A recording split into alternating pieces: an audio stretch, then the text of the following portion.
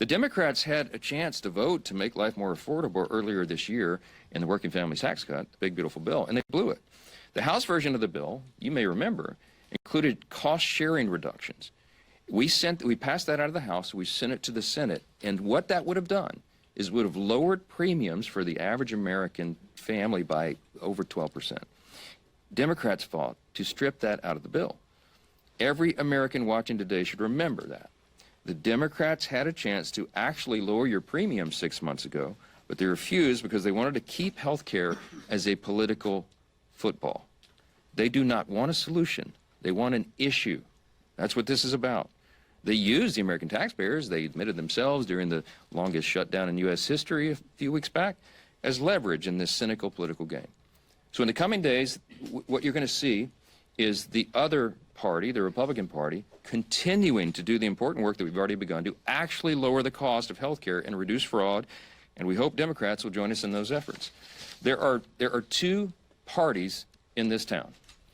One has no intention and no plan and no desire to lower your health care costs. They really haven't put any good idea on the table. They just want to subsidize a broken system. Check them on that.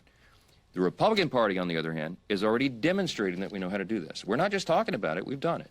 In the Working Families Tax Cut, you will remember, in the Medicaid reforms, we went after program integrity. We didn't change the substance of Medicaid, as they've claimed falsely.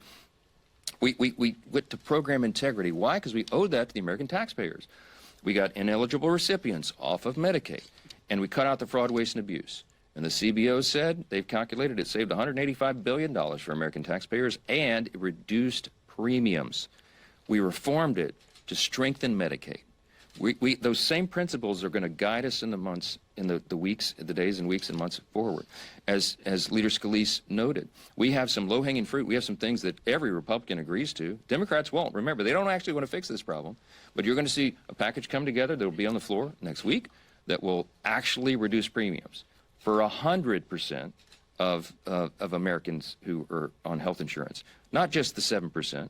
Remember, the COVID-era subsidy only covers 7% of Americans, and it was passed and extended without any reforms at all. It would only reduce their premiums by 4%. So they're using that as a red herring. The overall system is broken, and we're the ones that are going to fix it. You will see that laid out.